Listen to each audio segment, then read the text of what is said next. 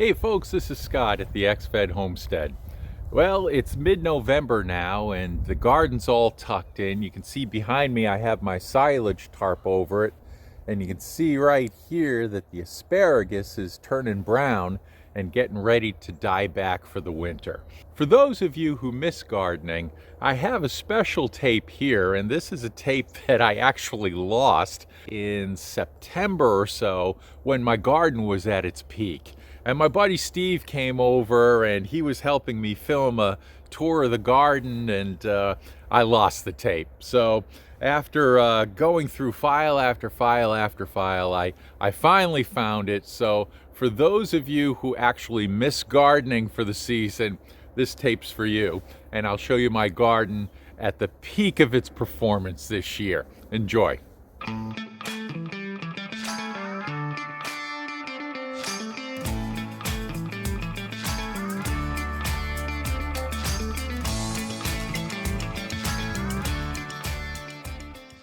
All right, we can stop this. Let's stop. Hey folks, this is Scott at the X-Fed Homestead. Well, I wanted to show you some of the vegetables that we're growing in the garden. And usually every year I pick a whole bunch in one day. I'll pick all potatoes or all tomatoes or all carrots and do it all in one video. But what I wanted to show you is a bit of the variety that we have. So why don't you come along with me and we'll take a look here. Over in this row, I have some golden beets, and I can see that there's been a little bit of vole activity, but we get in there and you get some nice beets. Look at that. Oh, these are nice golden beets, and the greens are useful. My wife likes them for being cooked in the morning. Look at that. Those are nice. What else do we got? Oh, here's some nice ones with some good greens, but take a look at this. That's what voles will do to your beets. I don't mind sharing a few of them, but when they start taking over, it makes me think about it a little differently. This whole bed is empty right here. It was supposed to be for fennel, and I got one fennel this year, and he's hanging on right there. I've been buying him at the store. My wife loves them, but I'm gonna get that before too long. Over here, as we go down to the north of the garden, we've got some peppers going. These are some nice sweet peppers. We don't eat a lot of peppers, so these ones have turned orange. I can't see any in there now. They'll turn a little later, but we've got some good peppers over there. And one thing I want to talk about while we're in this section of the garden is over here we have some monster butternut squash. Look at these things. Yeah, I think these are going to get entered in the fair this year. So those are some good looking butternut squash. And we've got them all over. So I think there might be 30 or 40 around here. Plenty to go in the winter and make some soups and to give them away to our friends. Oh. I'm gonna double back over here. Put these down. You can see we're doing really good with the chard. They got beautiful colors here in the rainbow chard. Just yellows, reds, oranges, really, really nice. And this kale, this curly kale is beautiful. And it just keeps coming. And this will keep coming through the frost. And over here, I finally did a little succession planting. I've got some bok choy coming here, cool season crops, and some lettuce. I'm hoping we got enough time. It'll probably be about 3 weeks before our first frost. So I don't know if that's enough time to get it, but we'll give it a try. And the last thing in this section of the garden are the carrots. And I want to take a look. I got some here. Look at that. That's looking pretty good. Look at those. These ones are a little smaller. And these are more for snacking. Over here at this far end, I have storage carrots, a bolero carrot, which is good for the winter. So I'm not gonna pick that one. And again, that's what happens when you have voles. It's supposed to look like this, but that's what it looks like. So, let me see. Find a few good ones right here. Ooh, that feels solid. There we go. Yeah, we got some good carrots there. Look at that. I don't mind sharing with the voles, but they've taken their share this year. But that's pretty good. You think that's funny, Steve? The more they take, the more I mind sharing. Oh, let's see. All of the broccoli is gone. These 2 rows are empty, and they're almost ready to be tucked in for the winter. But I do have the onions over here. I pulled some out of the ground down there, and these ones have all died back. And you can see what they look like. And look at this one. That's a good size onion. And they just pop right out of the ground very easily. And I let them sit up here and dry out. I don't put them on a fancy rack or anything. I just let them dry out here. Nobody bothers them. And they'll be ready to put in storage in a couple of days, really. These ones have been out for a while, kind of drying off, so I think they're going to be fine. You can see some more are back here. These ones are all sitting on the surface. Some really nice sized onions I got this year. And I think one of the secrets was clipping the top when they were nice and green and they started falling over. I clipped the top to about 8 or 10 inches. And I've been using the same kind of onion for the past several years. And these are really big. So I think that's a really good pro tip, is to cut the tops of your onions off and they'll give you better results. Now, down at the end here, I've got some monster, look at the size of this thing. This sunflowers. That thing's heavy, but here, we'll take this off. They haven't darkened up yet. I'm gonna give them to the chickens once they change color. But once I pull this off, you can see all the seeds. Oh, and it looks like the birds have gotten to a few of them. So there you see the sunflowers right there. Nice. So maybe they'll go to the chickens sooner. And we've got some nice nasturtiums. We've got some nice perennials. The tomatoes have gone by over here for the most part. I just took a load of tomatoes, and the ones on the ground have gotten some blight. It's okay, it happens. And I'm gonna put those in the compost pile. We have a few more that are reddening up, and I'm hoping I'll get a few more tomatoes out of it this fall.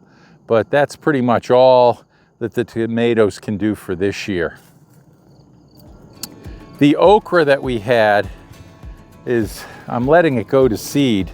You can see this big seed pod here, and I've picked all the okra. There are a few little ones. Usually I pick them about this big. So if you can see by the size of my hand, they're about as big as a finger. But I pick them that big and fry them up in the morning. So, but we did not get nearly the okra that we've had in other years. I've been growing okra, I think, for 4 years, maybe 5. And this is the first year the growth process has been really stunted. And so we'll try again next year. And you can see the ground is littered with vines. The squash bugs have been out and after some of these plants, but you can see we've got a ton of winter squash, and we really like the Waltham butternut squash, so we've got plenty of it for this year. One thing I wanted to take a look at is this bed of potatoes right down here and just see what we get. Let me just try over here, Steve. I'll just see what I get here. I haven't really been through this. Let's see. I've taken some potatoes out of here, but hey, there you go. That's good. Let's see what else we get. Boy, maybe I took more than I thought. There's one. Here's some more.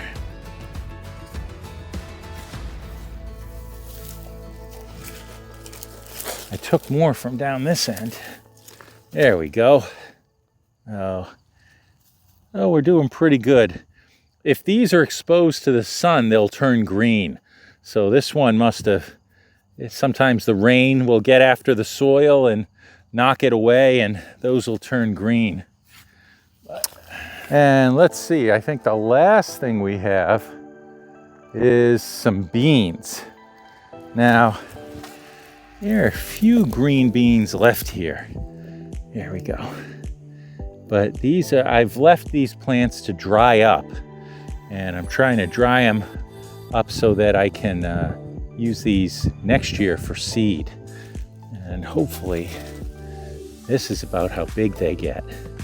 And they're really, really tender when you steam them. Even at this size. I thought this would be more tender, but this is great. And my wife's loved them. So these are an Italian green bean, and she wants to have those for next year. And these unusual looking beans are black beans. And I'm gonna have to grab a whole plant here to find them. A lot of them are gone. I think that I saw blue jays in here this morning, and all these pods, there's nothing to them. So I'll have to, let's see. Let's take a look at this one. These pods are dry, and there we go. Here's a black bean right there. So I'm gonna take these and put them in, hang them upside down in the garage. Gather them all together and hang them upside down in the garage. If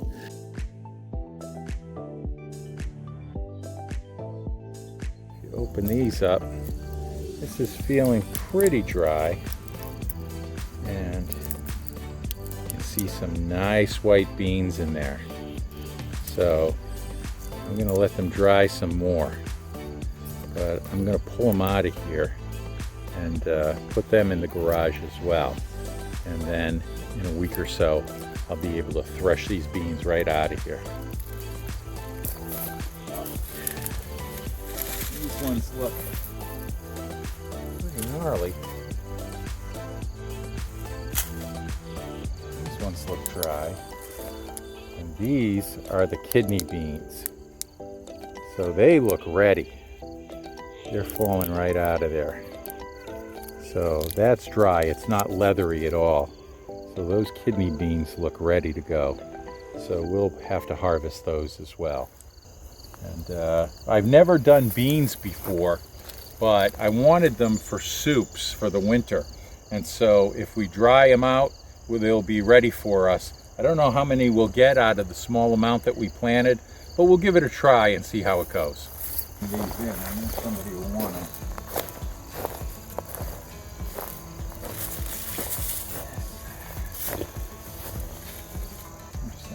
Greens off of this.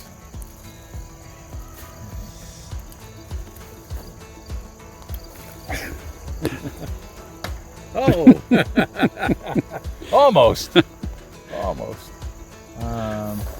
Over here, the zinnias have come up, and it's so nice to have fresh flowers in the house. So my wife loves them. I grew a few zinnias, and the more you clip them, the more they come back. So you can see some of these, just beautiful. Look at these. So, you're right there. Oh yeah, yeah. Oh, the bees love this place. And I think I planted 5 zinnias, and I've got all these flowers. And we go through every week and we pick a couple vases full of flowers for the inside of the house. And it's really nice to have around. These couple of beds of strawberries are looking really strong. I picked all of the flowers off there so that it would contribute to the root growth. And these things are very, very vibrant. And they're putting out a lot of feelers here, looking for new real estate. So those, I think, are going to be great next year. And that was part of the plan. I did a little experimenting when I filled up these other beds. I put some basil and sage and lavender, just some extra plants that we had laying around, and they took off really, really well. The other beds are empty for now, but we're going to figure out what to do with them in the spring. See, the raspberries are doing great. These are fall raspberries. This variety is called Himbo Top. And my cameraman Steve and I already went through here for quite a while and ate raspberries. So even though there are a lot that you can see, there aren't as many as there were because of us. So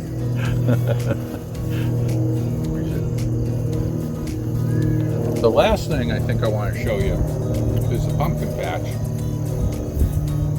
In my efforts to redo the composting bins, I hit a pumpkin and snapped it off. It's mine. It's sitting up here, and we'll see what it does. But I've got plenty of pumpkins sprinkled throughout here near the compost piles, as well as some monster Waltham squash. Look at the size of that thing. So there's some pumpkins, some more squash. That's a meal. And look at the size of that squash over there. I don't know. I've never had squashes this big before.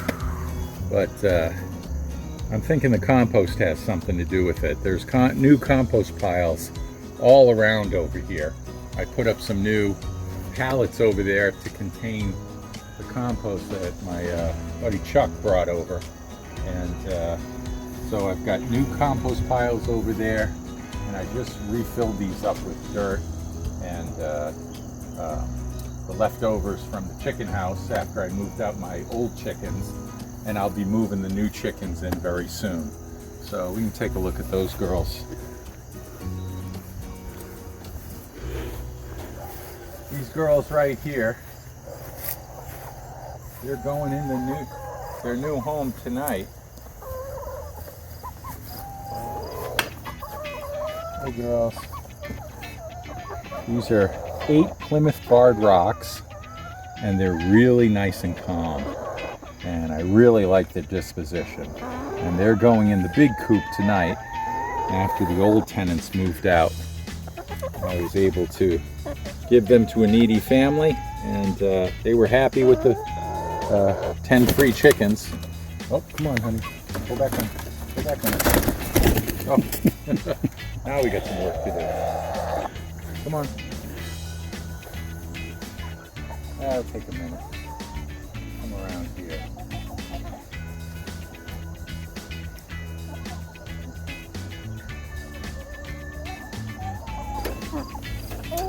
Hang on. Gotcha. There you go. There you go. That's okay. You're all right. You're all right. Yep. You're good. Oh, for God's sake.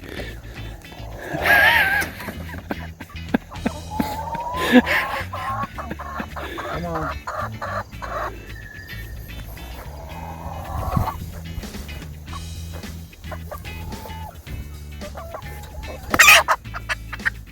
Hear that? There you go. Done. Always a little work. So we're gonna have to finish up with the harvest in the next couple of weeks. I'm going out of town for a week or so, and I'm gonna put the garden on autopilot. But I think when I get back, it's gonna be time to clear some rows. So anyway, this is Scott at the XFed Homestead. We'll see you next time.